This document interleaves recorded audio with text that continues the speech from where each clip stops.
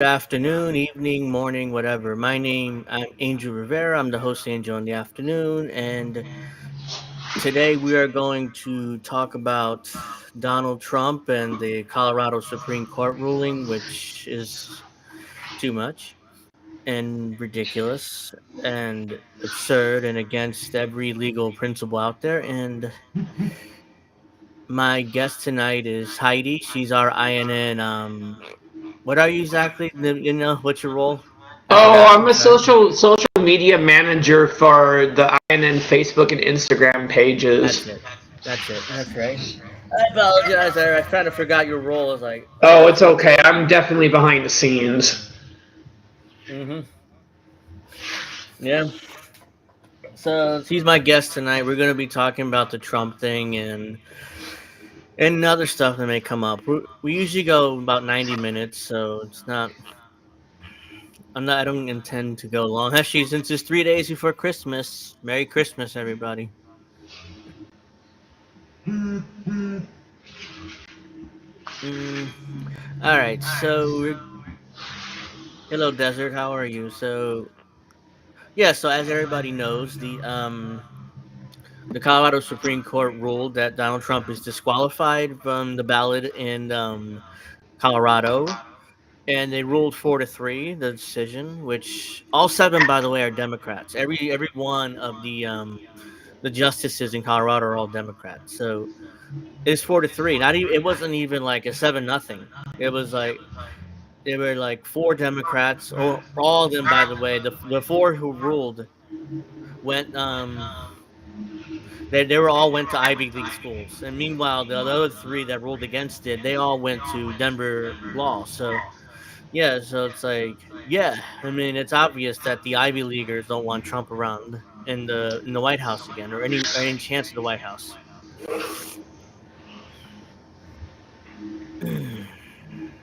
So here we go. No, this is Jack Smith and stuff. Where is it? Uh,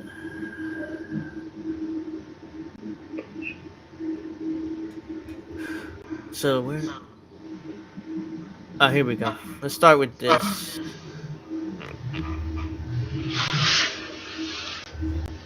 Apparently there's an echo still. Really?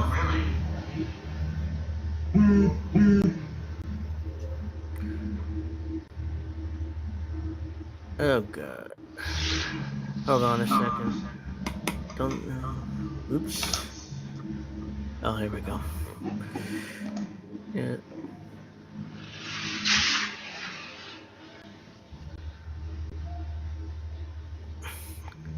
Yeah, I'm not sure if you guys still hear the echo or not, but it's weird.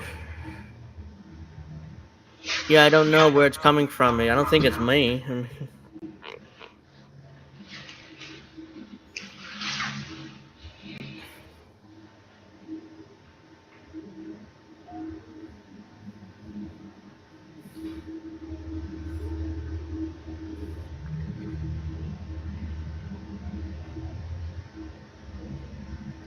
Okay, well, hold on a second. Let me see.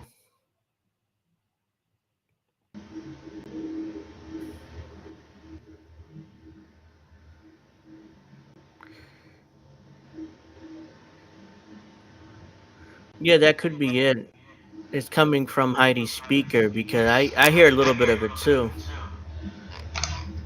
Mm. Yeah, the chat's saying a little bit of an echo, so I'm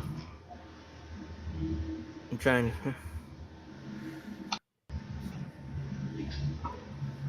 Did that fix anything? I don't know. Can you hear it? I don't hear it now. So Because I hit some kind of thing in my settings here in Restream that said echo cancellation and highlighted it, so I don't know if that fixed it. yeah, that probably fixed it 'cause I don't hear it anymore. Okay, good. Yeah, because the chat's saying they were hearing an echo, and I kind of noticed it after they mentioned it. So I was like, oh, okay, there is an echo. But yeah, it's good now. I don't hear it anymore. Okay. So let's start simply. This is part of the ruling. Not only is the Secretary of State barred from putting Trump's name on the ballot, she is barred from counting any write-in votes for Trump. So the Colorado Supreme Court is compelling the state's top election official to invalidate thousands and thousands of legally cast ballots. Oops. So yeah, that's it is highlighted here. Therefore, the secretary may not list President Trump's name on the 2024 presidential primary ballot, nor may she count any write-in cast votes for him. Jesus Christ! It's like these people don't realize what a tremendous political gift they're giving to Trump. They don't even realize the political gift they're handing Trump. I'm like, dude, it's like, don't you understand that Trump is going to take this and turn it to his advantage politically? I mean, it's just a bit, it's too much, It's like, it's the stupidity. It's like, it drives me crazy. They think, oh no, we got Trump this time. He's going to be off the ballot. Oh no, it's all you're doing is just pissing off his voters. And we're all. So, anyways, this is Rachel Maddow, MSNBC. Get a load of how giddy she is about Trump being off the ballot in Colorado. Oops. Let's see. There we go. We're all just trying to absorb this. I mean, listen, I think in the broad strokes, in terms of our democracy, there are very few magic wands. there are very few sort of magic spells that you cast that make a complex and difficult problem go away. It just doesn't happen very often in our political system, and I think that we shouldn't be under any illusions about the character and the partisan inclinations, among other things, of this current Supreme Court as it is constituted. That said, this is not a crazy thing for a democracy to do. This is no. Taking a candidate off the ballot, that's not a crazy thing to do. Not at all. Not a crazy thing to do, guys. I mean, even though there's no due process, there's no conviction. Hell, Trump hasn't even been charged with inciting insurrection. Nothing. It's not crazy. It's not crazy to take him off the ballot, even though because we say he's guilty. This is something that was a hallmark of post-war Germany after World War II. This is something that happened to Jair Bolsonaro in Brazil quite recently. This is something that our own Congress did in 1868 after our own Civil War, specifically to preclude anybody from holding office in this country who had engaged in insurrection against this country. And so, again, no conviction, no, not even a charge for insurrection, but somehow, he trusts us. He's guilty. It's not unheard of, but it would be an incredible wild card. Well, that's Rachel Maddow's thoughts there. The MSNBC insane person there.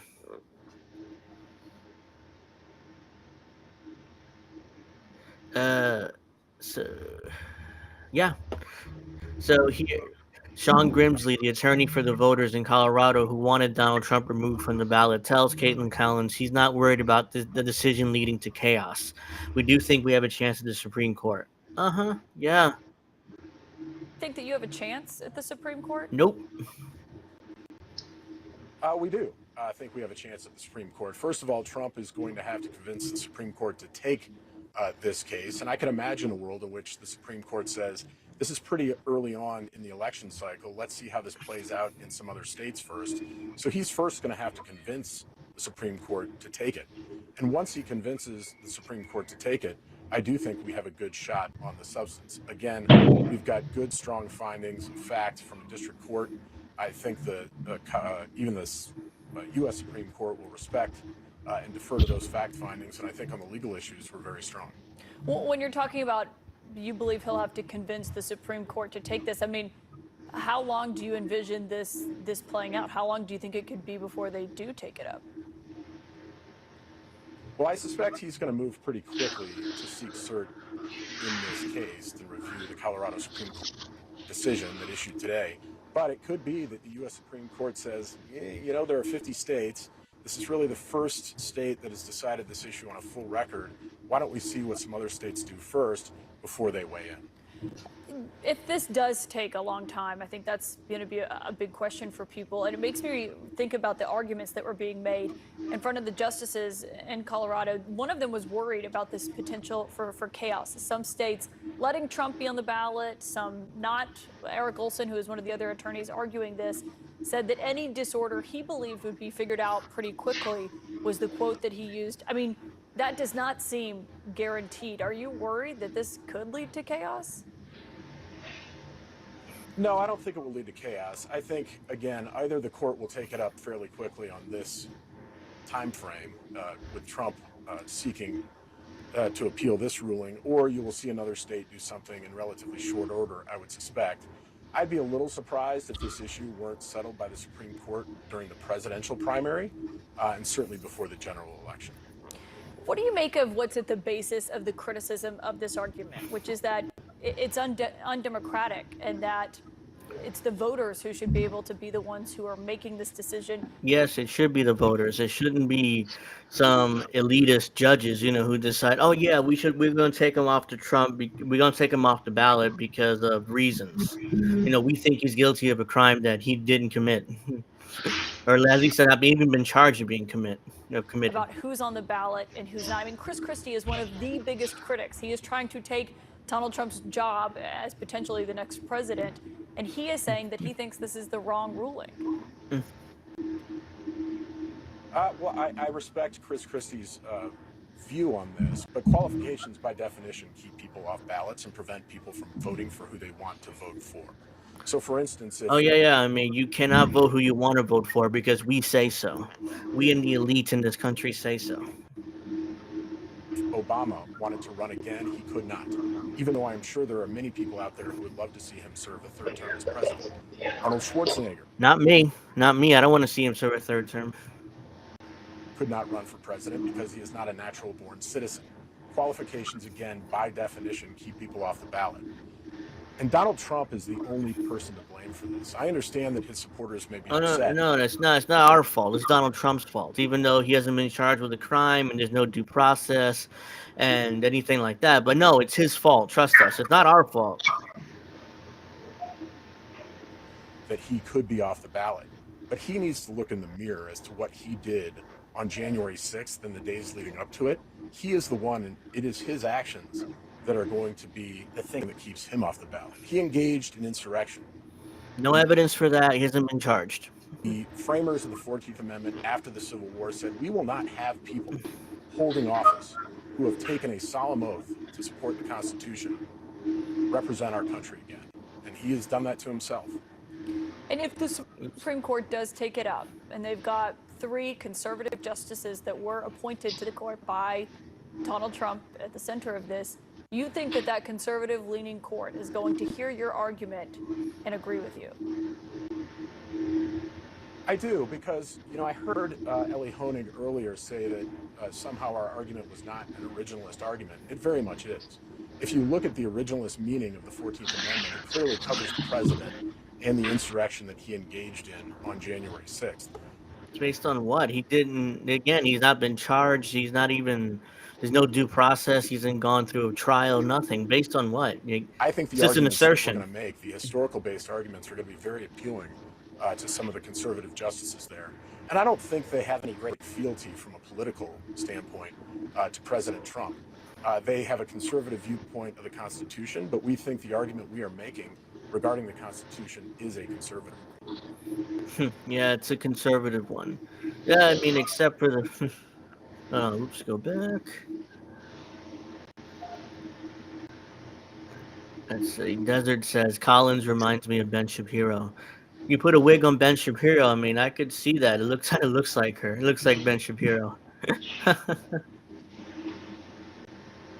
We have a surprise opinion here from Marianne Williamson about Trump. No matter what we think of Donald Trump politically, he must be treated fairly by our justice system. Equal treatment before the law not only means everybody is held accountable, but also that everyone is innocent until proven guilty. Trump has not been proven guilty of insurrection in a court of law. And ruling is based on nothing but opinion that is stepping into a very slippery slope. I mean, I hate to admit it, but she's absolutely right there. You know what I mean? Marianne Williamson is right there. So let's see, what else do I have here? The Colorado Democracy Now! Colorado Supreme Court historic ruling to bar Donald Trump from state ballots is a fantastic victory for our democracy, says constitutional attorney Gian. There's his last name there. So, yeah, apparently, we got, in order to save democracy, we have to take away democracy. That's his argument, basically, which is an absurd argument, but This was a it's fantastic victory for our democracy and our Constitution. The Colorado Supreme Court got it right.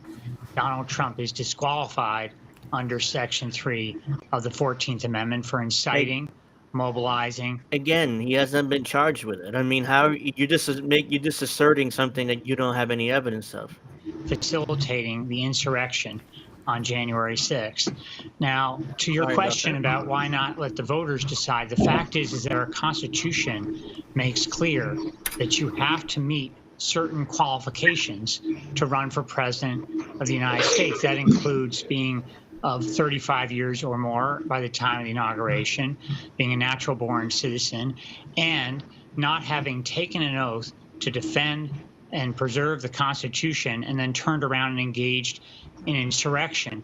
And that is what Donald Trump did. He is disqualified under that critical constitutional provision. It's designed to protect our republic. The framers of the 14th Amendment placed it into the 14th Amendment after the Civil War to ensure that those who threaten the republic by taking that oath of office and then turning around and engaging in insurrection shall never hold public office again. So John Boniface, We'll accept that the fact that he hasn't been charged. I keep repeating myself, but it's relevant because there's nothing here. It's just as well. We think he's guilty, so we're going to remove him from the ballot. That's not how due process works. could you talk about where else similar decisions may be made? What other states are considering also potentially banning Trump? Well, first, I want to say we congratulate our allies at Citizens for Responsibility and Ethics in Washington for their outstanding work in the Colorado case and achieving this victory. And we're proud to have helped catalyze the movement and the work around the country to uphold Section 3 of the 14th Amendment. At Free Speech for People, we have filed similar challenges to Donald Trump's eligibility in Minnesota, in Michigan, and in Oregon. And two of those cases, Michigan and Oregon, are now pending before their state Supreme Courts. Just yesterday, we notified both of those courts via supplemental authority letters of the Colorado decision and making clear of its application to our cases in Michigan and Oregon. And we have been so quite public that we intend to file additional challenges very soon in other key states. The key. You can't have democracy, guys. We decide who you vote for and who you cannot vote for. It's kind of like Russia or China or North Korea. I mean, the elites get to decide who you vote for, and you better like it. Or else then, we're going to be very mad at you. Key question here is now, what will the Supreme Court do? Will they take this case, and how will they rule? But I also want to add another critical question is, what will election officials do all across the country? They have the mandate to follow the mandate of the Constitution, to follow what the constitutional requirements are here for placing candidates on the presidential primary ballot, and that includes Section 3 of the 14th Amendment. And they now have a state Supreme Court ruling making clear that Donald Trump engaged in insurrection and is disqualified, and they ought to follow that ruling and bar him from their state ballot as well. Oh yeah, follow precedent, even though it makes no sense and there's they have no legal basis for that ruling. But please follow the precedent set in Colorado. I want to read to you a quote from former Biden administration official Tim Wu, who's a professor at Columbia University. He wrote on the platform X, quote, "This may be an unpopular post, but I think we need to realize that using undemocratic means to fight candidate Trump increases the odds of losing democracy itself.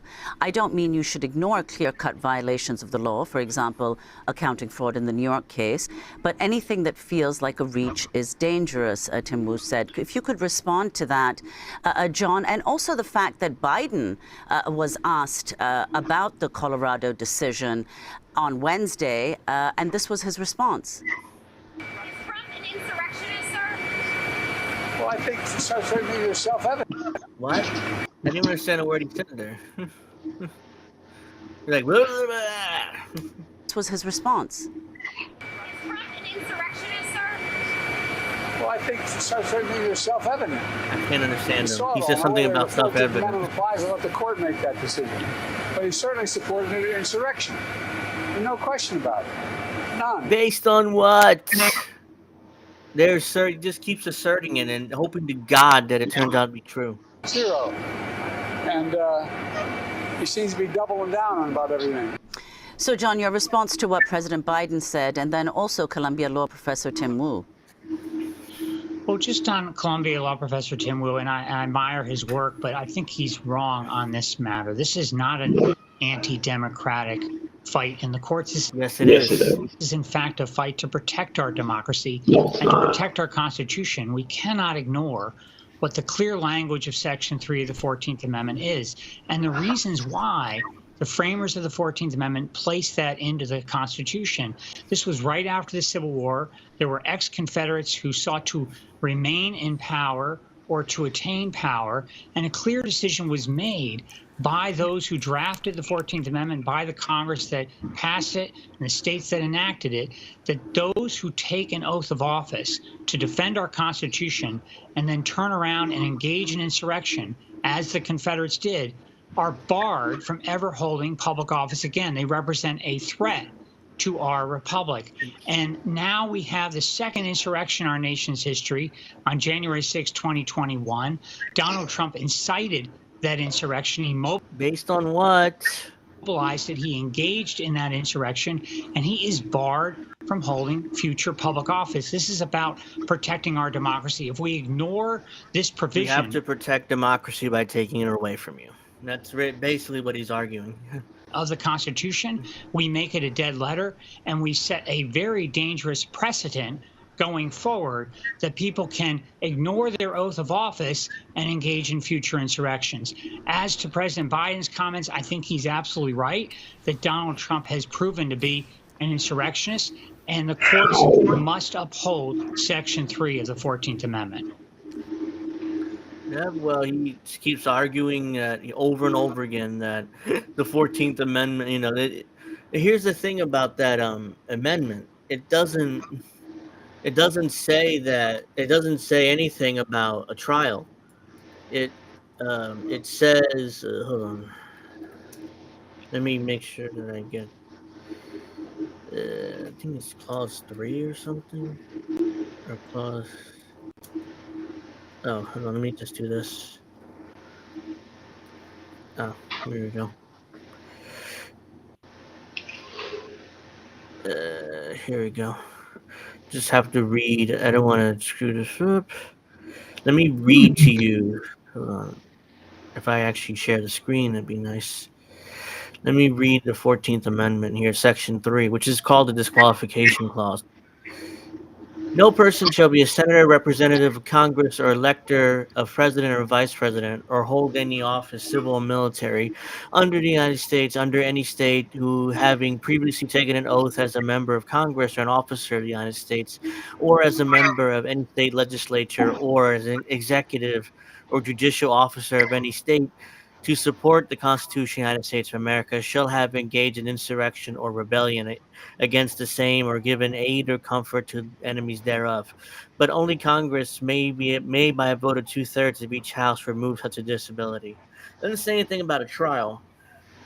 So since it doesn't specify a trial, the assumption is you would need a trial, because other parts of the Constitution includes due process and the right to confront your accusers and all that stuff. So right now, the other part of the Constitution kicks in, where Donald Trump has the right to a trial and a due process, and to examine the evidence against him and the witnesses, and to examine witnesses and all that stuff.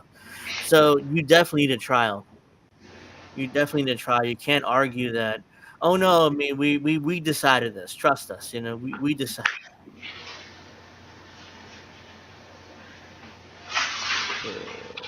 Why not lock up Sleepy Joe for Ukraine firing its attorney general who is investigating Burisma with Hunter, the Renaissance man? Yeah, but that's, I mean, Joe Biden did that, so he can get away with it, unlike Donald Trump.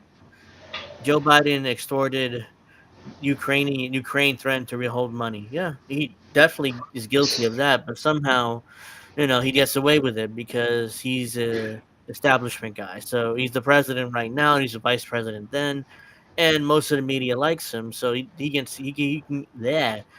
get away with it. What predicts Colorado Supreme Court justices vote on Trump's disqualification? Not party, all Democratic appointees, but law schools. All Ivy League grads voted to disqualify. All Denver law grads voted not to disqualify. So, hold on. So, Denver, okay. Monica Marquez went to Yale. Virginia, Penn, and Harvard. Those are the four. 1, 2, 3, 4. And the other 3 went to Denver. So, yeah, the elite of the elites is basically trying to decide elections for us instead of letting us do what we. So Vivek Ramaswamy, I can't even pronounce the guy's name right now. He's promising to. Is this the one? No, this isn't the one. I saved the wrong one, but whatever. He's the one who he basically said, "Oh well, Colorado, he'll take himself off the ballot if Donald Trump isn't on the ballot." I don't think this is the one though, because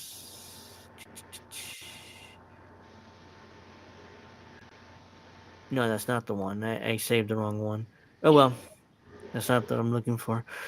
Well, RFK Jr. responds to Trump Colorado ballot removal. It's one of the craziest decisions I've ever seen, blah, blah, blah. So let's see what he actually has to say. He went on Charlie Kirk's show to say this. Ballot access, and you've spoken out about this. The Colorado Supreme Court recently said Donald Trump's not allowed on the ballot because they say he engaged in insurrection. I'll say this about Vivek. I mean, he's smooth. I mean, he is smooth. He's like a used car salesman. He can probably sell you the glasses off your face.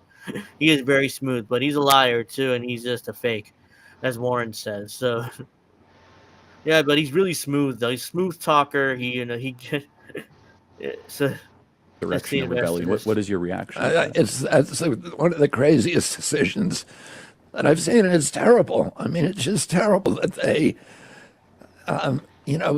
people, half the country wants to vote for Donald Trump, somewhere around half. And, if another country did that, like Pakistan or Iran, we would sanction them. Well, yeah, we'd say that's not really a democracy. But, we're doing it now. We're trying to, I'm not a huge fan of Donald Trump's. That's why I'm running against him. But I don't want to beat him in a fixed, fight. And what's going to happen if they do that, if they succeed, which I don't think they will. The decision is crazy. But, then it's going to leave half the people angry. And rightly so, they should be. People should be able to vote for who they want to vote for. And even if he was, and by the way, there was no due process. He wasn't convicted of insurrection. Or even indicted, yeah. Or indicted for it. So, and there was no evidentiary hearing. Nothing. And this is a hugely consequential sanction, not with consequence to him, but also to our whole country. And you're going to do that without due process, without him being given the essential democratic function that, of being able to confront your accusers and, all of these things that we guarantee people who are criminally charged. And we're not going to give him that. It's a crazy decision. It was a split decision. It was 4-3. Yeah, and it certainly foments more radicalism in the country. Of course, I think what they're trying to hurt Donald Trump, and this is going to me, this is going to help him because it's going to fortify people's belief that the system is rigged and it's rigged against them, and that they're trying to, 100% accurate. I'm concerned about that too. Where people are going around, liberals are jumping up and down like this is some kind of victory, for democracy. Basically, by you taking democracy away, that's how you save democracy somehow.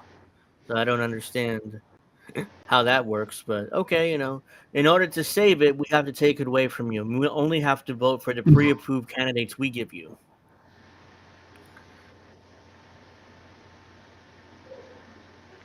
So if you look at the Supreme Court in Colorado, all of the justices were appointed by Democrats, but the breakdown of who voted to disqualify President Trump versus who did not falls along the lines of where they went to law school. All of justices who had gone to state school, to Denver Law School, voted not to disqualify former President Trump, and all of the Ivy League graduates voted to disqualify him. So I think The Ivy Leaguers want to control our country and who we vote for and who we don't. That's what it seems like. that this really helps us understand something that is very mysterious, right? Which is, how is it that the Democrats can go out there and say that we must, in the name of defending our democracy, kick off a person off of a ballot, right? What could be less democratic than not letting the people choose their favorite candidate? The reason is because people educated at these elite institutions and universities do not actually believe that the average American should have their say. These places are run by people like Claudine Gay, the serial plagiarist who is the president of Harvard, and the people who appointed her, and all of the people defending her. These people sit around giving each other credentials and plaudits, and they truly do not believe that the average American has a right to vote for who they want. This is not left versus right. This is elite versus working class. Boy, that is fascinating. That is fascinating. Not surprising. All of the elites are just saying, nope,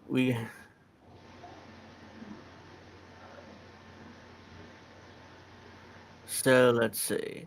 Rule of law may not be dead after all. Unlike in Colorado, U.S. District Court Judge Irene Berger has dismissed the lawsuit aiming to keep Donald Trump off of West Virginia's ballot. Judge Berger deemed the lawsuit to be frivolous and without merit because it was filed by Texas resident and write-in candidate John Anthony Castro. He has no standing. He lives in Texas. He doesn't live in West Virginia. That doesn't make any sense. Castro claimed without any conviction or charge that Trump incited insurrection should be quickly disqualified based on Section 3 of the 14th Amendment. In memorandum opinion last night, Judge Berger ordered the case be dismissed without prejudice, meaning Castro could refile it during the candidate filing period. So, yeah, I don't think he has any standing to file a case in West Virginia when he lives in Texas. So, anyways, let's get to, let's see, is there anything else about Trump that I wanted to mention? Because just to make sure, because I don't want to just say, whoops, I forgot. So Did you mention the thing about Tucker's opinion on the matter? Oh, yeah, that's something I should mention. If I didn't save the video, I just see it on Twitter, but I didn't save it.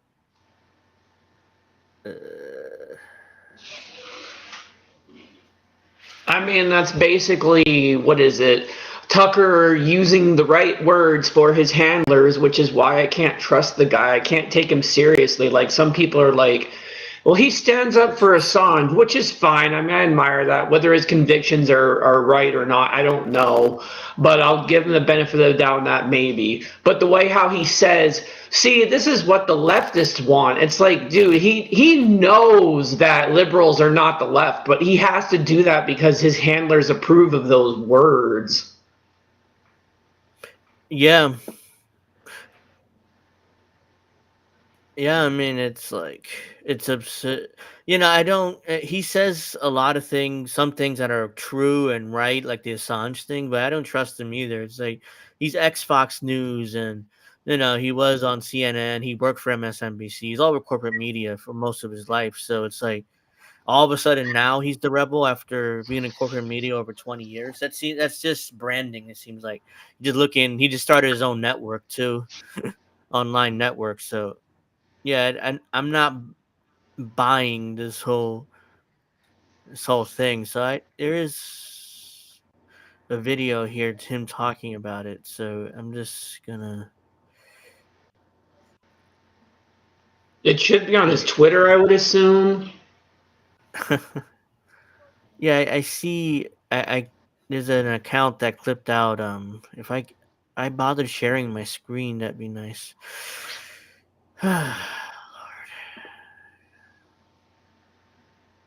Well, I know that Kit from Hard Lens had played a video, so I don't remember where he pulled it from. Oh, it's probably right there. Yeah, this is the one I found. So that's probably it. Yeah, just ignore the Russian subtitles because the Russian exactly. account. So why were the people on television telling us that Trump led an insurrection? This was, of course, a lie, but it was also a very obvious lie. So clearly we were watching the rollout of a talking point, words crafted for a specific purpose. But what was the purpose? We got an answer to that question yesterday when the Colorado Supreme Court ruled that because he led an insurrection, Donald Trump's name cannot appear on the state's ballot next fall. The 4 liberal judges who concluded this cited as their justification Article 3 of the 14th. So those are the 4 judges that voted to disqualify Trump for no reason and no legal basis and no evidence and no due process. But yeah, they get to decide and we don't. Amendment, which was written in 1868 to keep former Confederate officials from holding office. That was the sum total of their reasoning. Despite the fact Donald Trump has never been convicted. If we see Russian, it'll murder us. It'll kill us. You know, we can't even see Russian here in America.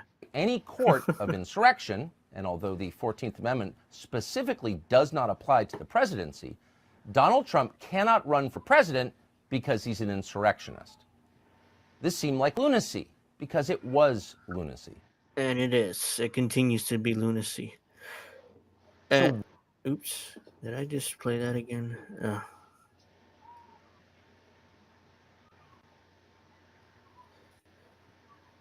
See, Tucker Carlson does this too. He talks about the deep state all the time. But he's been a part of corporate media most of his career. So it's I can't buy what he's selling.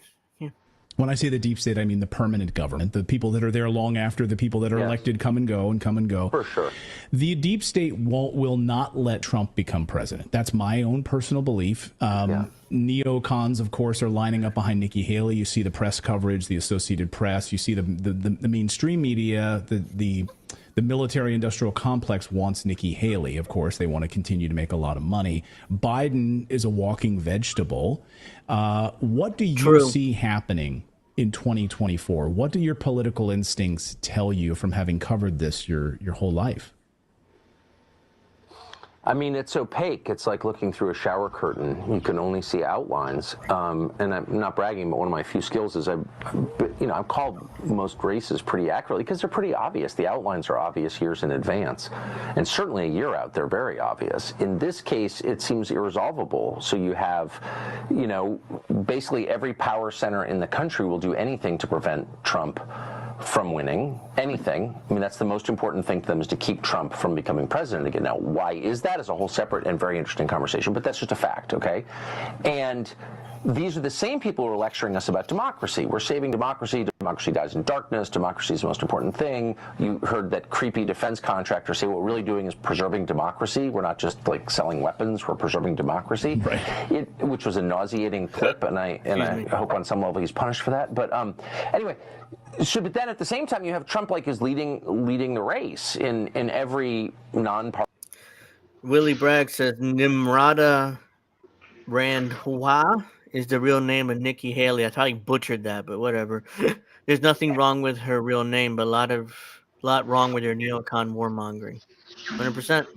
I mean, I can't even read that name, which is why she obviously Americanized her name. But Nimrata, can go fuck herself. nonpartisan, or all the liberal polls are showing him leading the race, beating Joe Biden in the battleground states.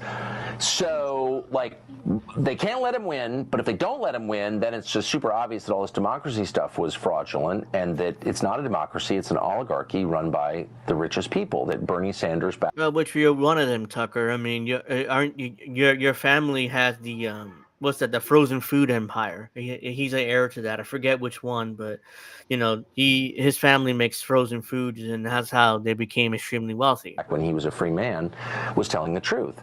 And so at that point, like, the veil's off. We can't pretend anymore. Like when they killed Kennedy, which they did, they could kind of pretend like everything's fine. But after this election, there's no pretending everything's fine. Everyone will know.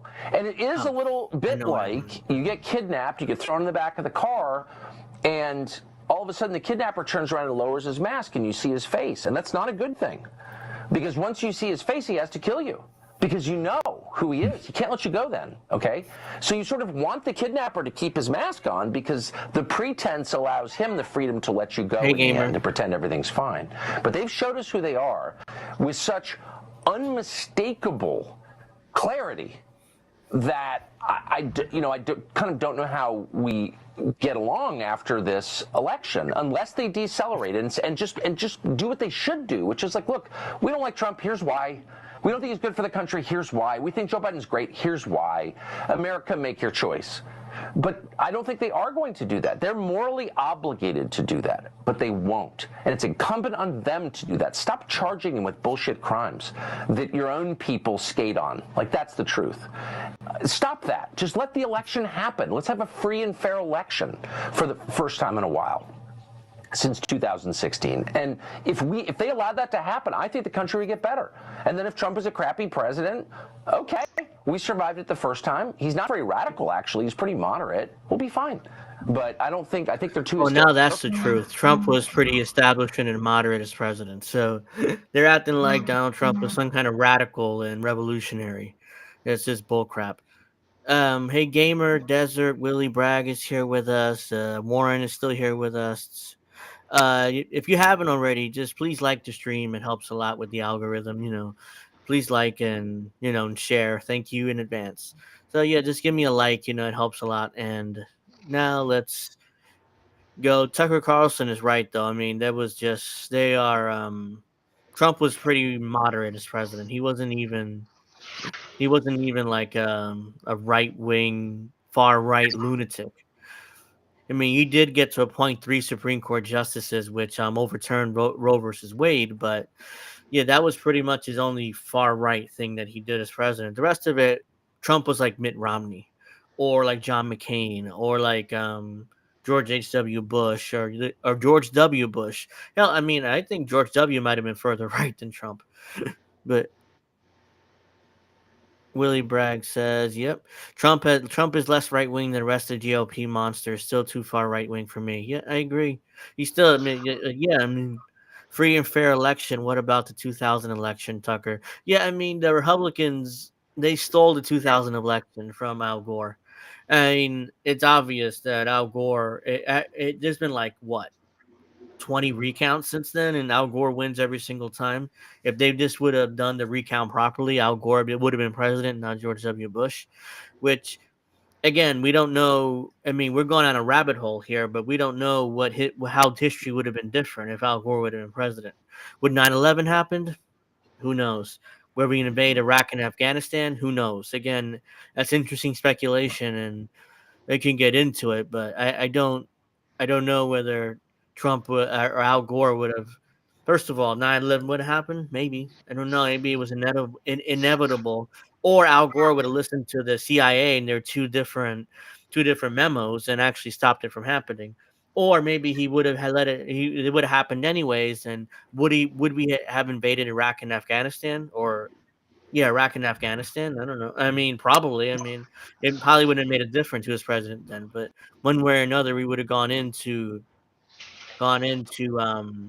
those wars, and the war on terror would have happened anyways. But let's see. This is MSNBC. They are, of course, giddy. They love the idea of Donald Trump being removed from the ballot illegally and without any merit. But they love it. I mean, they cannot wait to be authoritarian. So let's play this clip. I'm not sure. Whoops. Great. My mouse battery is dying. It's just perfect. Get rid of this. So let's play a little bit of this. I'm not sure I'll play the whole thing or not, but let's see. But we begin tonight with the fate of Donald Trump and his legal and political future, resting with the 9 members of the highest court in the land. Today, special counsel Jack Smith responded to Trump's request that the Supreme Court reject a fast-tracked consideration of his presidential immunity defense. Oh, by the way, there's an update to that. The Supreme Court did reject Jack Smith's appeal to for them to rule on his presidential immunity, Trump's defense. So now it has to go back to the D.C. Circuit of Appeals Court and then go from there to the Supreme Court. So which will most likely delay Trump's March 6th beginning of his trial on the charges Jack Smith filed against him, which most likely will delay the start of that trial because by the time it gets up to the Supreme Court, it might be a few more months. In his federal election interference case, Smith wrote, "The public interest in a prompt resolution of this case favors an immediate, definitive decision by this court in our nation's history. Criminal charge and that's been decided already. Decision by the Colorado Supreme Court to kick Trump off the state's primary ballot. It is the first state to rule that pursuant to Section 3 of the 14th Amendment, Trump is disqualified from being president for his role in the January 6th insurrection. A decision on the appeal wasn't an insurrection, Joy. It was a riot. There's a difference. by the Supreme Court could have a profound impact on the other states where Trump's ballot eligibility faces a challenge. One impact already being felt as a result of the Colorado decision is the flood of threats aimed at Supreme Court justices via social media, including on many pro-Trump forums. Threats, like just random threats on forums that very few people use. It's like, oh yeah, we got to stop the threats, guys. We got to control and control the internet. NBC News has exclusively obtained a report from the nonprofit group Advanced Democracy. I tried to look up this group, Advanced Democracy, and I have no idea. I didn't find anything on them, so I don't know whether this is just made up or MSNBC made this up or if some obscure group in Washington doesn't have a website. I don't know, but I couldn't find anything on that Advanced Democracy group that identified, quote, significant violent rhetoric, often in direct response to Trump's Truth Social posts on the decision. They include death threats like this post on a fringe website, which reads, kill judges, behead judges, roundhouse kick. Which fringe website? I mean, he just said, oh, this was on a fringe website. I couldn't even gander a guess, but it's just like, how do you know MSNBC didn't make this up? I mean, I wouldn't put him past the network or Joy Reid to make stuff up. So, kick a judge into the concrete. Another said, this ends when we kill these effers. Some posts fuckers.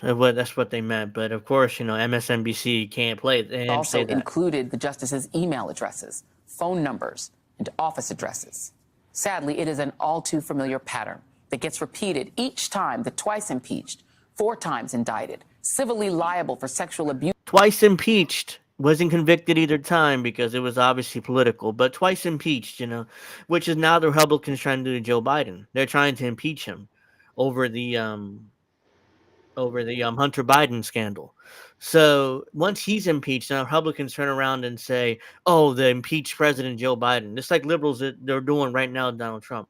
So yeah, it's just a political game. Nothing gets accomplished. But hey, at least, they get to one-up each other politically. Just ridiculous. Abuse and defamation, former president is faced with the legal consequences of his own actions. I have a great panel for the hour tonight. Michael Beschloss. Great panel, and I have no idea any of these people are. But yeah, it's a great panel, guys. NBC News presidential historian Paul Butler, former federal prosecutor, Georgetown law professor, and an MSNBC legal analyst. Aaron Haynes, editor-at-large for the 19th, and an MSNBC political contributor. And David Jolly, former Republican congressman who is no longer, for some reason we cannot discern, affiliated with the party. This is like friends and family night. David Jolly is like the way Chris Christie going to end up. I guarantee you Chris Christie end up in MSNBC. Have a contributor job just like he did, like David Jolly did. Guarantee it. Great to have all of you here. And these two gentlemen here with me at the table. Happy holidays to all. You too. The happies and scare quotes, though, this year. It's been a rough year. It's a difficult year, and we're sort of rounding it down this year. But I want to start with you, Paul, on these threats. Are these threats legally actionable? I just want to, Colorado Supreme Court Justice, read a little bit more. This is one more of the threats that, after disqualifying Donald Trump from the ballot, some of these Colorado justices got. What do you call 7 justices from the Colorado Supreme Court at the bottom of the ocean? Asked another user, a good start. Post noted a variety of methods that could be used to kill those perceived as Trump's enemies. Hollow point bullets, rifles, rope, bombs. Can people go to jail for doing that? They can, depending on the context. This year, the country's getting a crash course in First Amendment jurisprudence. You can say a whole lot, but when you cross the line to threats, when there's an actionable danger of putting someone's life or health at risk. Yeah, I don't care about these threats. Let's see what this country where a lot of people are questioning the legitimacy of courts. So this is really the time for prosecutors to step up, to do their job, to make sure that judges, prosecutors, defense attorneys, and witnesses are safe. Absolutely. And Michael, this is happening at a time when the Supreme Court, I mean, I cannot think of a more momentous set of cases that are coming before them. They've got to decide basic issues of whether a president can commit crimes, attempt a coup, have presidential immunity. That didn't happen. For anything he would do that would assume any kind of crime. Talk about the position that they're in, because they're not exactly held in high esteem at this moment. For some reason, they are not held in high esteem. And one of the reasons is that Donald Trump appointed 1/3 of them. Yeah. The first one was a stolen seat that was stolen. No, it wasn't. It wasn't stolen. Barack Obama should have fought more for Merrick Garland, but he didn't. Instead, he just allowed the Republicans not to hold a hearing, and now, Merrick Garland's attorney general, which I don't really care for him either way, but still, I mean, it was not a stolen seat. Barack Obama didn't fight for it. Stolen from Barack Obama, who should have been able to fill it. Republicans in the Senate did not let him. The second went to Brett Kavanaugh, over whom there are still clouds. And over the alleged sexual assault thing, I mean, that was alleged. I mean, he was never convicted. He wasn't even charged with it. And Democrats try to use it against him like it was some kind of oh, yeah, we have to disqualify him. He allegedly sexually assaulted a woman 40 years ago or more, even longer ago, and she never filed a police report or anything. So, but yeah, I mean, we just smear him with that, too. And the third one went to Amy Coney Barrett, which she was sworn in as people were actually voting. In the election of 2020, which is legal because Trump appointed her and she was confirmed. So I don't. Yeah, I mean, it's hypocritical of Republicans because they said Mr. McConnell said something to the effect of, "Well, I mean, we can't do it. We can't confirm a Supreme Court justice during an election year." And then they turn around and do it 4 years later or 3 years later with Amy Coney Barrett. But again, we all knew they were hypocrites, so of course they were going to do that as soon as who was it? Ruth Bader Ginsburg died, or whoever it was. But yeah, I mean, that's when Amy Coney Barrett came in, and of course they're going to vote for her. They weren't going to hold that standard. Oh yeah, it was an election year, so we can't vote for a new Supreme Court justice. So again, that was the Democrats' fault. That was Obama's fault for not fighting for Merrick Garland. That's a case where a president should have said, I'm going to wait at least until after the election to see if I'm reelected. Yeah. So that does not exactly add to the legitimacy of the court. And so the court is legitimate. I mean, they were legitimately appointed and they're on the court. So trying to question the legitimacy of the Supreme Court is just classic MSNBC here. On top of all of this is the fact that oftentimes in history, the Supreme Court takes a long time, which obviously that's what Donald Trump wants. But they rise to the occasion when it's important. We talked about this the other night. 1974, prosecutors were licensed to say that Nixon should give up his secret presidential tapes. It went quickly to the Supreme Court. Tara Reid, member of INN. Yeah, I mean, I'm about to say Joe Scarborough. Excuse me. Joe Biden clearly assaulted her. There's credible evidence. Tara Reid told her mother she filed a report with the Senate. Of course, they did nothing because Joe Biden is very powerful in the Senate. So her story matches the entire way. Her story from she told her mother, she told her best friend, she filed a report with the Senate. She did everything that a victim would normally do, and I mean, and meanwhile, what was the woman's name? The doctor who accused Kavanaugh. I forget her name. That's how irrelevant she is now. I mean, I forgot her name, but yeah, I mean, that was credible. And meanwhile, the doctor who accused Brett Kavanaugh came out of nowhere. And the first time I think she talked about it was in the early '90s, so it was decades after her alleged assault. So, yeah, I mean, let's They keep made a going with this a ruling, little bit more. tapes were open, Nixon had to resign. Yeah. Year 2000, recount in Florida. George W. Bush was ahead by 537 votes by one recount. There was a suit to stop the recount. The 5 conservatives voted to hand Bush the presidency effectively. The 4 progressives did not. Those are 2 of the moments that tell us the Supreme Court at its best and at its worst. Yeah, and Senator O'Connor recently lay in state she was one of those 5, and they got a Republican out. I regretted it later on when I talked to her about it. Yeah, absolutely. Well, I would imagine that she might. Oh yeah, she regretted it decades later after George Bush was president and was a disaster for 8 years. But yeah, I regret it now, right before I'm about to die. Please forgive me, God. Rest in peace. Because the Supreme Court's not supposed to pick the president. Sure. Right? That's not the way it's supposed to work. And Aaron, it strikes me that. That's true. That's not how it's supposed to work. But why are you okay with the Colorado Supreme Court decision then? That's the judges picking a presidential candidate, basically saying, nope. You're not allowed to vote for Donald Trump. You can vote for Joe Biden. You can vote for RFK Jr. You can vote for hell. You can't even vote for RFK. They're trying to keep RFK Jr. off the ballot in some of these states. So. Yeah, so you can only vote for Joe Biden. Yeah, that's the only pre-approved candidate that we have for you. And politician nearly 80 years old, and looks like he's going to die any second. That the other thing that's unique about this moment is that Donald Trump faces a peril that is uniquely centered around the disposition of justice by black women. The judge in his D.C. case, the prosecutor in the state of Georgia, the New York. This part is gross. I mean, I watched this video already, but basically Joy Reid is like, oh, well, I mean, only black women are holding Trump to account. That's basically what she's going to argue here.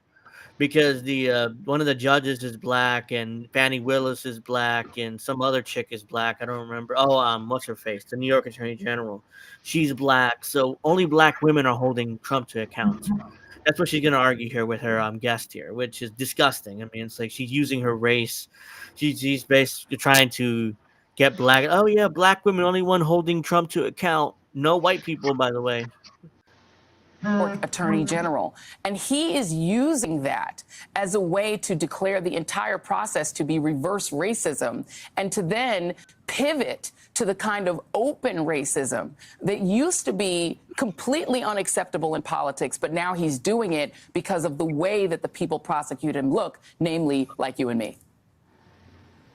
Absolutely, Joy. And I would add to that list, Shay and Ms. Ruby, who just were able to hold Rudy Giuliani accountable. Those chicks who took Rudy Giuliani for $150 million and then are now suing him again for more alleged defamation. Excuse me.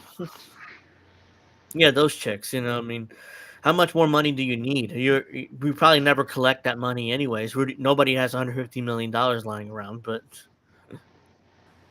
who he was also, demonizing and attempting to criminalize in his perpetuation. Yes, he does. Of the I didn't big even think of lie. that. And so, yes, you do have multiple black women attempting to hold him accountable for the big lie and also his activities on January the 6th, and him using that to do exactly as you said, to try to claim that he is actually the victim and that he is actually a victim of all things Trump is no victim. He's a billionaire, but he is being railroaded by liberal elites in this country because they don't like him and they don't want him to be president again.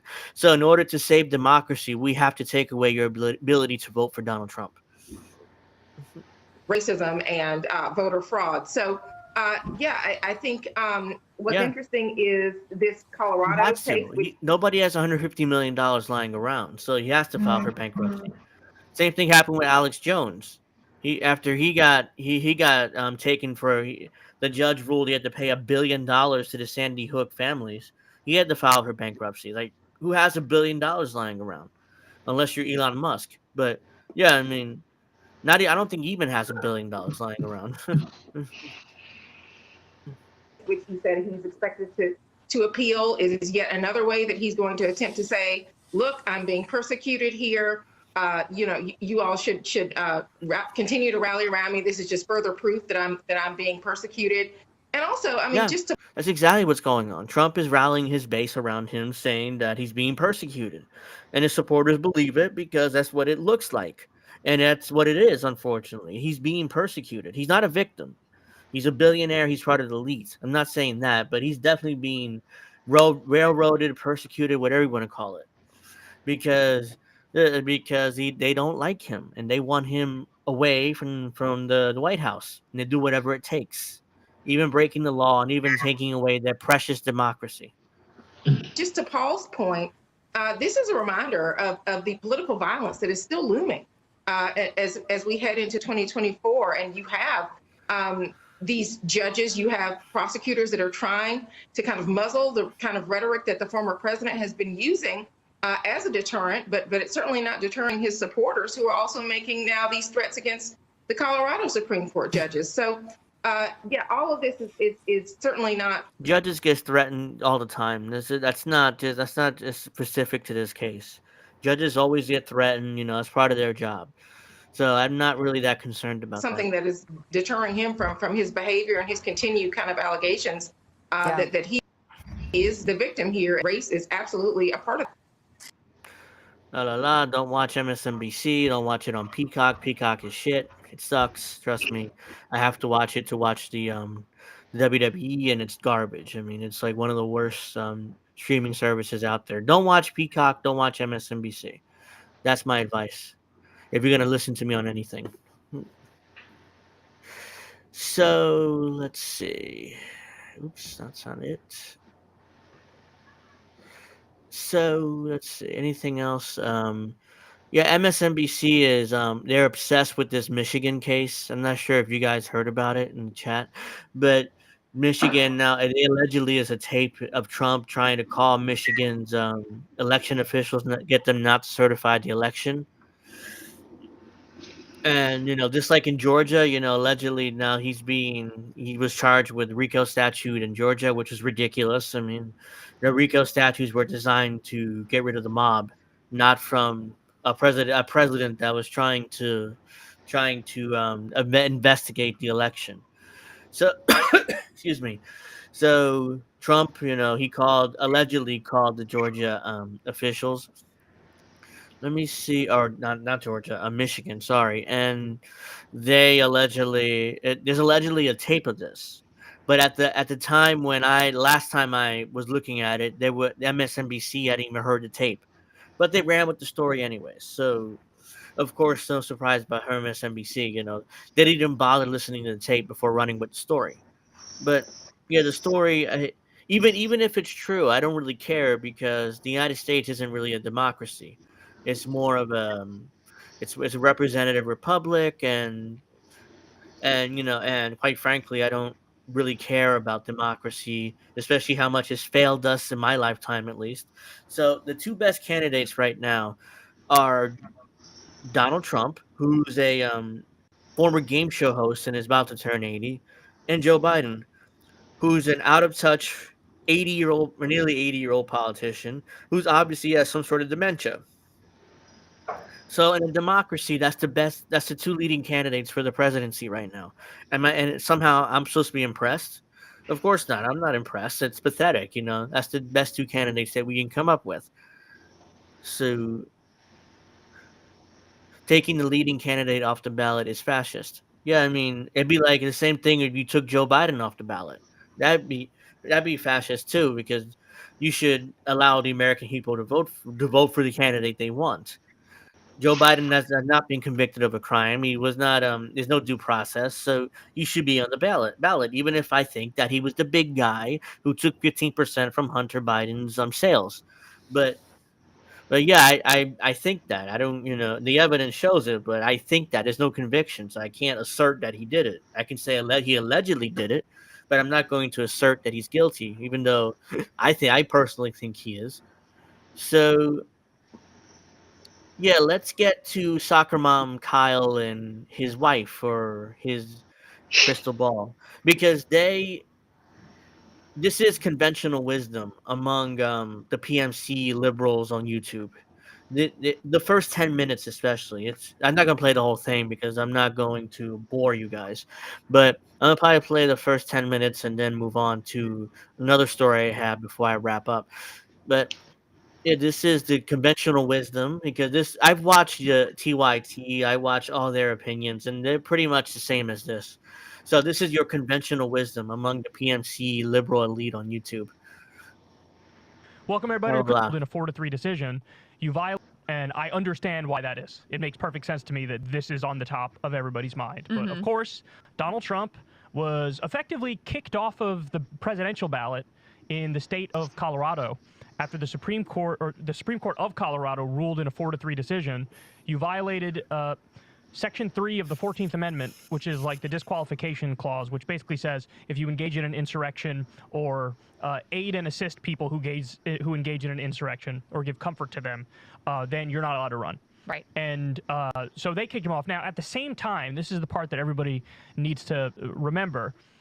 There's other states where they came to the exact opposite conclusion. So in North Carolina, for example, they just had, I don't know if it was the court that decided it or if it was just election officials in North Carolina, but they said, no, we have no authority to kick him off the ballot. He's on the ballot. And I think there's been over a dozen of these sorts of cases coming up in different states. Yeah. And most of those, I believe it's 8, Trump actually won. Okay. So he's won in more states than he's lost on this constitutional I think the number question. I saw was that there were 18 of the challenges. 18. But I think you're right that not all of them have made their way through the courts. yeah. But so far, many of them have, and this is the first one that. Here's the thing about that.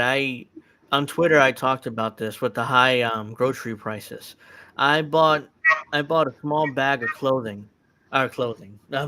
groceries, sorry, and it cost me nearly $100. It's absurdly, ridiculously high. Eggs, bread, milk, and gas made everyone change their minds about Donald Trump. Yeah, inflation's out of control. And what's funny is the Biden supporters keep swearing, well, inflation's going down, guys. We swear it. Except that the food prices are not reflecting it.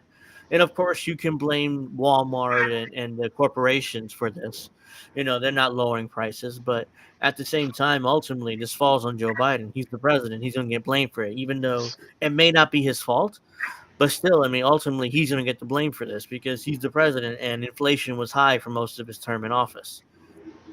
He's prevailed on saying he should. Yeah, the first one where Trump lost, but there are other cases that are adjacent to this where Trump's side lost also. We can get into that in just a second. But so now this is a big deal. It's going to go to the Supreme Court, and they're going to make a decision. Is he allowed to run or is he not allowed to run? Now, everybody that I see is just sort of assuming, well, of course the Supreme Court is going to side with Trump. Yeah.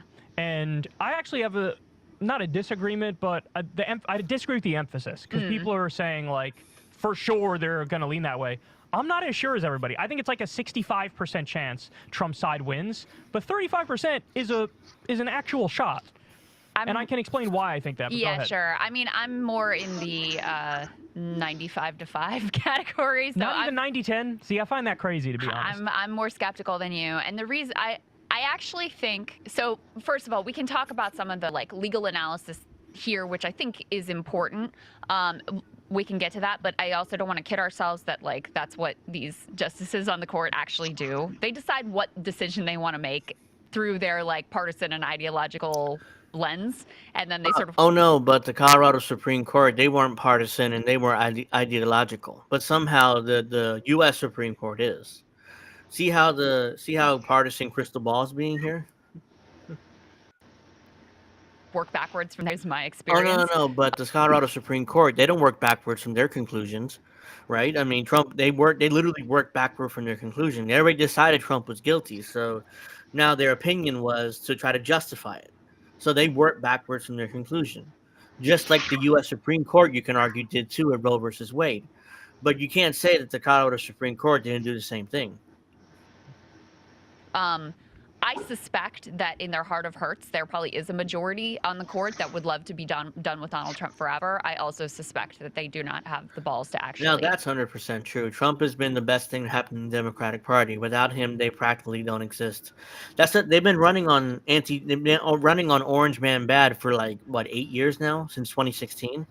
That's what they've been running on, this party, and they have nothing else. Like, they don't have a robust agenda. They just have vote for me. I'm not Orange Man Bad. Kick off the ballot. They don't want that decision to have to rest with them, and for them to be the ones who are ultimately pushing him out of public life. Okay, so here's my reaction to that. Yeah. Number one, this point I keep making over and over. These are not MAGA Republicans on the Supreme Court. They're just not. They're way more like Mitt Romney. Outside of Alito, Clarence Thomas, yeah. Oh yeah, there's two for sure. But the rest of them are just not that, because these are like highly educated Ivy League elites. Okay, and they're very consistent on all corporate and economic issues. They are not at all consistent on social issues. So that's the first 2 points. Beyond that, guys, there are even Trump-appointed Republicans who slapped down some of those 61 cases that Trump brought to try to overturn the election. So his own appointed justices, who everybody assumed would ideologically be like really with him on all this stuff, not only did they say, no, Trump, you're losing this, it's like, your case is so stupid you don't even have standing. Get out of my. I lost. I went into my own head and I spaced out, so I didn't hear what he said. They are not at all consistent on social issues. So that's the first 2 points. Beyond that, guys, there are even Trump-appointed Republicans who slapped down some of those 61 cases that Trump brought to try to overturn the election. So his the own 61 appointed cases. Justices. No, this is ridiculous. But Everybody assumed would ideologically be like really with him on all this stuff. Not only did they say, no, Trump, you're losing this, it's like, your case is so stupid you don't even have standing. Get out of my courtroom.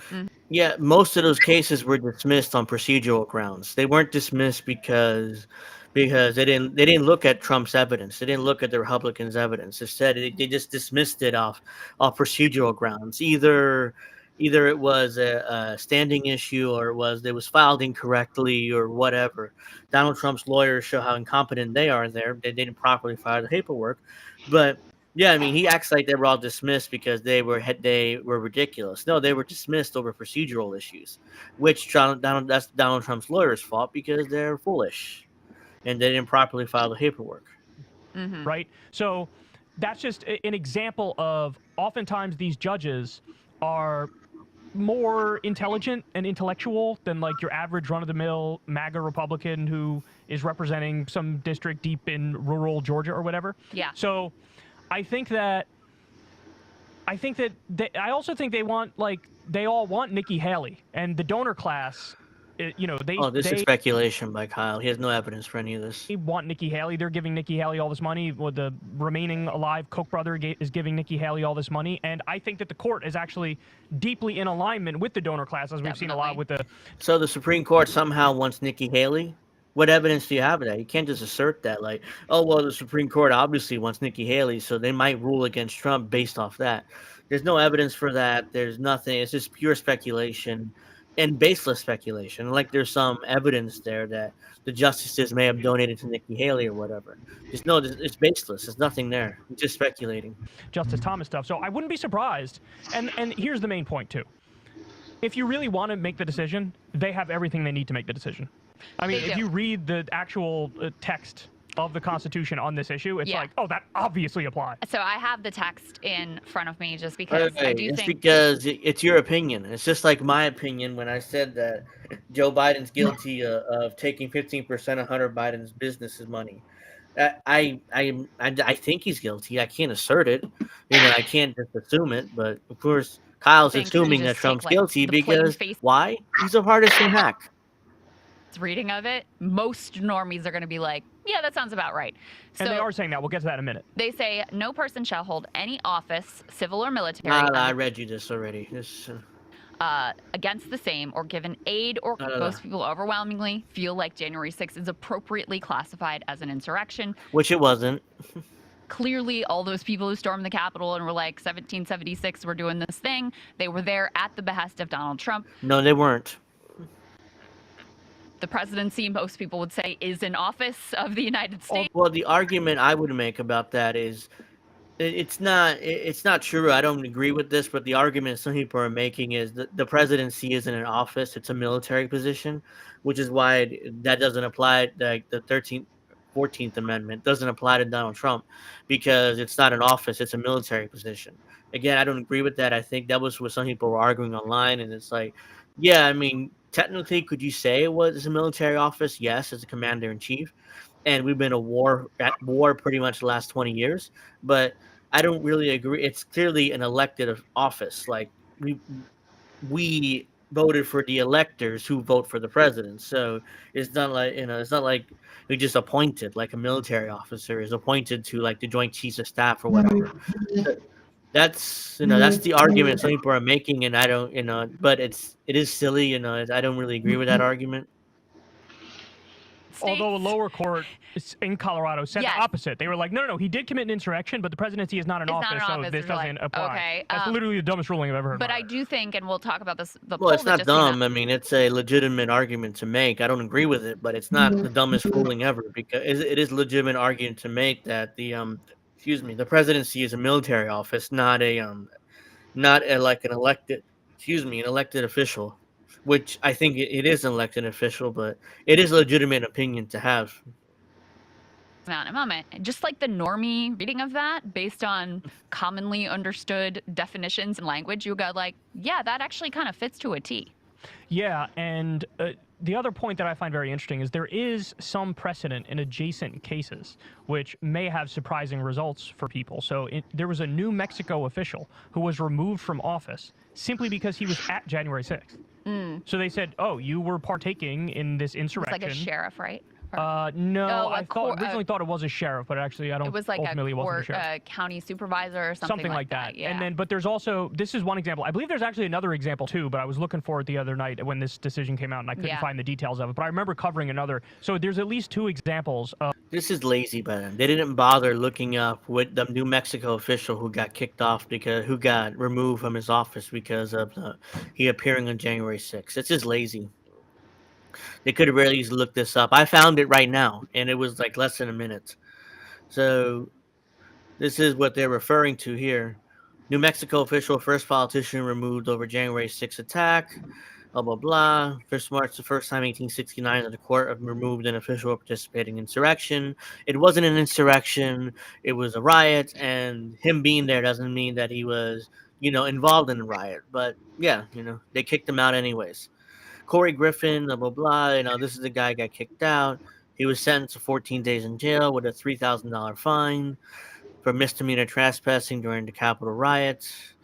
Blah, blah, blah. He was kicked out of office because of the insurrection. Very lazy by Crystal and Kyle. Didn't bother looking this up beforehand, but I just did it. I found it in 30 seconds. A court saying you partook in insurrection and this violates the Constitution. You can't hold any elected office, and so they kicked him out. So, in other words, the Supreme Court has enough there if they want to. So I guess the thing that's been frustrating me is when people pretend, like, in a very glib and smug way, they act like, well, there's nothing here. Yeah. Like, no. If you want to take that position... because there isn't anything there, Kyle. Like, there isn't anything there. I mean, it's just, there's nothing there. There's no insurrection. There's a riot. Maybe you can charge these people for participating in a riot, but you cannot charge them with insurrection. You cannot charge them with attempting a coup or anything like that these PMC liberals want to claim. And fine, what's frustrating me is when people pretend, like, in a very glib and smug way, they act like, well, there's nothing here. Yeah. Like, no. Kyle, you're the one that's smug in your commentary. So talking about other people are smug. It's just ironic coming from you. Hey, pot, meet kettle. Take that position, fine. If you want to side with Trump, fine. But like, give me an actual argument and address the actual points. Yeah, I have an argument. I put the argument out on Twitter. In fact, I tagged Kyle in it. I'm sure he didn't see it because he didn't look at his mentions. But Seen literally, I'm not kidding. Nobody who's like, oh, Trump should be able to run. Nobody actually makes an argument. It's just I made an argument, and so others. I mean, if you didn't see it, that's your fault.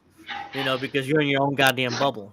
like, okay, can you make a point? Yeah. That wasn't funny, Crystal. He's just an idiot. The people who are arguing that Trump should be able to run, the basic case that they're making is like democracy. Like this should be up to the voters, and the voters should have the final say, and it shouldn't be left up to the courts. Like this is how the process works. Trump should be able to run, and people should be able to decide for themselves whether they think he should be president of the United States.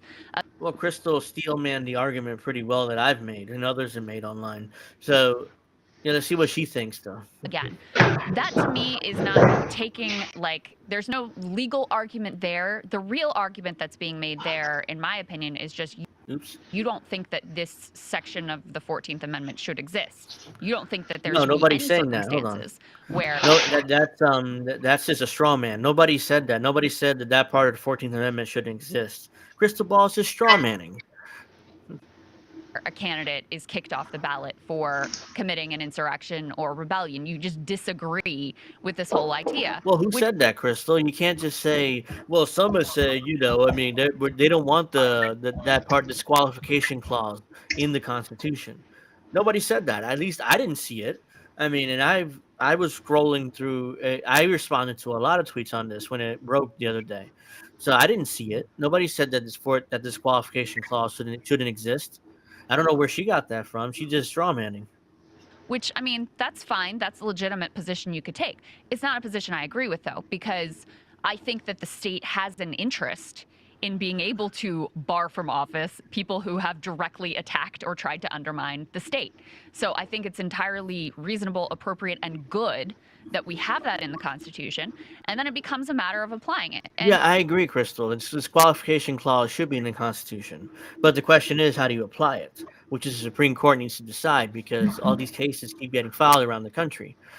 The way I would decide is, you can get disqualified if you participated in insurrection. However, there needs to be a trial, there needs to be due process, and there needs to be a conviction before anybody can be removed from office. And granted, I think it's tricky. There's very little precedent here. There's really nothing on the books in terms of, okay, what is the technical definition of an insurrection? And importantly, who gets to decide? Because that's one of the legal questions here, too, is does a state court get to look at this text of the Constitution, decide what's an insurrection, and then apply it? Or does someone have to be found guilty in a court of law? Does there have to be an act of Congress that is passed in order to determine this or that thing was an... No, very simple. You charge him, you indict him, you charge him, you take him to court, you have him tried in a jury of his own peers, he presents evidence, he can cross-examine witnesses, his lawyer could do what the standard, have a trial. And then if he's found guilty, then you can remove him from the ballots and remove him from office. It's not no judges that get to decide by themselves, the way the Colorado Supreme Court just tried to pulled here. Was an insurrection, and now this actually applies. That's all left, like, we don't know. We don't have answers to any of those questions. So the way this court interpreted it is kind of honestly like the normie way, like, okay, here's the definition of an insurrection. Well, that's your opinion too, Crystal. Don't act like that's not your opinion. I mean, she's like backing away from this, like, oh, well, that's the normie way, that's what most normies would think, and blah blah blah. No, that's your opinion too, and so is your soccer mom husband there. I'm looking at, this is the Merriam-Webster definition: an act or instance of revolting against civil authority or an established government. Check. That sure sounds like it fits. Yeah, except that didn't happen. Donald Trump engage in or give aid and comfort to someone who was engaged in insurrection? I think it'd be pretty hard to deny that was. Oh, that's pretty hard to deny. I can deny it because there's two pieces of evidence that that can deny it. One, Donald Trump said go protest peacefully during his speech, right before the rioting happened. And two, after the rioting started, he tweeted out, "Please go home and disperse and stop the violence." So, or something to that effect. So, yeah, he did not give aid or comfort to people attempting an insurrection. That's just not true. That wasn't the case. So they're like, all right, so it meets all the criteria. And by the way, obviously the presidency is an office of the United States. So there we go. But that's why we have a Supreme Court to take this up and lay out, okay, here are the guidelines. Here's what it does mean. Here's what the process is supposed to do. But like I said, I think most of the people who are having a reaction against this, they really don't care about the legal analysis. They just seem to be opposed entirely to the idea this should even be a provision in the Constitution at all. Okay, That's not true. That's a straw man. And nobody said that. Nobody said, "Oh, well, I mean, we don't want this disqualification clause in the Constitution." And there's a lot of people who've been making that legal argument, and that I made and others have made. So Crystal Ball needs to get out of her own bubble and actually realize that there's people out there that have made a legal argument against this. And unfortunately, there was a lawyer, and I forget his name right now, who wanted to come on the show and talk about this more, but he couldn't because he's busy. So we're gonna DM him pretty soon here to see when he can come on, because I would like to have him on, I mean, he's supposed to come on today, but but unfortunately he couldn't because he had a scheduling conflict, which is 3 days before Christmas. So yeah, I mean, ultimately he couldn't make it, but I'm hoping after the new year he probably have more time to come on the show. So I'll probably DM him after the show, maybe during the weekend, to see when and if he can come on and talk about this more, and see whether I'm correct in my legal analysis or not. I'm not a lawyer. I'm just some wannabe on YouTube. But yeah, I've had enough of Crystal and Kyle. They're boring, and soccer mom Kyle, can fuck himself. And I've just had enough of this listening to these two. But yeah, you pretty much get the point. This is the conventional wisdom among the PMC left on YouTube and on the internet. They're all pretty much saying the same thing. So let's see. So let's talk about like 5 or 10 minutes left. Let's talk about this. Let's talk about the United States invasion of Yemen, or attempted invasion. Because as we know here, our military operations will not stop unless the genocide in Gaza stops. Yemen Houthis said they announced they will keep attacking the ships in the Red Sea even after U.S. announcement of a new maritime protection force. So the United States will continue their attacks.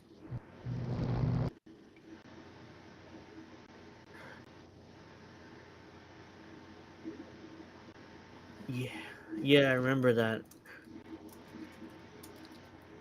Yeah, I mean these PMCs, like, oh yeah, they were like Confederates. They have to, like, oh yeah, this is just like the Confederates. They betrayed them. They betrayed the country. Al Gore Rhythm says, it seems like, welcome to the chat, welcome to the stream, by the way. It seems like Trump NYC case won't start until after Election Day 24.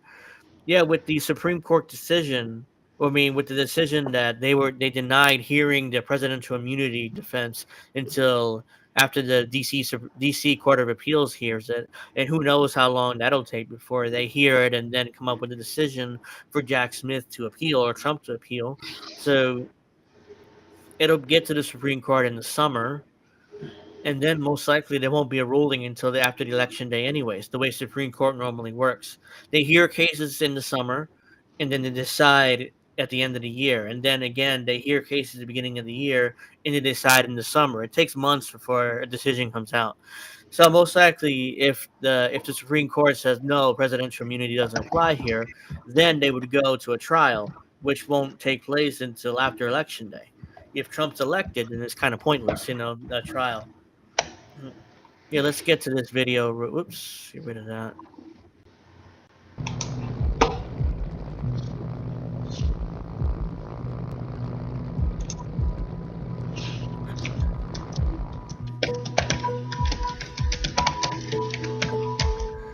Operation Prosperity Guardian will protect the passage. of commercial ships in the southern Red Sea and the Gulf of Aden. They started attacking even ships that had nothing to do with Israel. So right now, it seems to be pretty indiscriminate, and they believe that by upping the stakes, by making navigation through Bab el-Mandeb risky, the world will notice the plight of the Palestinians in Gaza and do something about it. The Houthi says they're undeterred by the new coalition. Even if America succeeds in mobilizing the whole entire world, our military operations won't stop. Hold on, let me go back. Our military operations will not stop unless the genocide in Gaza stops. Very brave on their part. Then food and medicine and fuel allowed to enter the besieged population no matter the sacrifices. Many of the world's largest shipping companies are now avoiding the route, impacting global trade and security. The reality is that we are only at the beginning of what could be a long period of uncertainty and instability. The Straits are a key transit route for about 10% of global container oil. 8% of the world's LPG goes through, and about 30% of the world's container shipping goes through those straits. So far, none of the countries bordering the waterway are part of the coalition. Regional forces are being very careful. They need to see a strong and determined coalition before deciding to join in, because they, in the end, could be the big losers after the whole affair is over.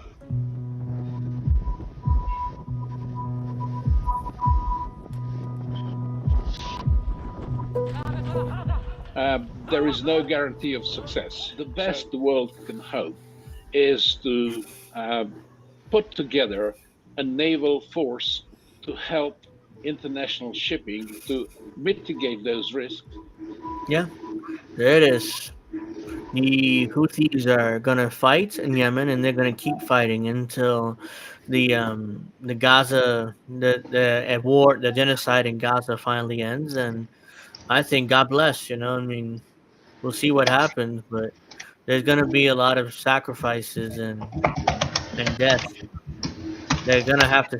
It's okay. The U.S. military doesn't have what it takes to confront the Houthis in Yemen. What makes you think it could confront Russia or China? The U.S. empire is a papal tiger, destined for the garbage bin of history. Yeah, I mean the military. I mean we are we're not in good shape right now. Here's a protest in Yemen. There's a bunch of people there. Yeah, I mean the U.S. government are full of Zionists, and so obviously Israel, and nearly sneezed there. Yemen's resisting. Let me try it again. Yemen's resistance is blocking ships from going to Israel through the Red Sea to try to stop the genocide in Gaza. A professor at China's top military academy said Yemen is doing a big favor by weakening U.S. imperialism and promoting polarity. I mean, the American empire is falling apart, and what the administration is doing is, well, let's keep funding Ukraine, let's keep funding Israel, let's keep doing what we usually do, and everything will be fine, right? It's Mick Wallace says the U.S. plus some European states supported the Saudi UAE coalition that tries to destroy Yemen, resistance to Western imperialism. A joy to behold to see them still resisting in support of Palestine. And there's the protest I showed earlier.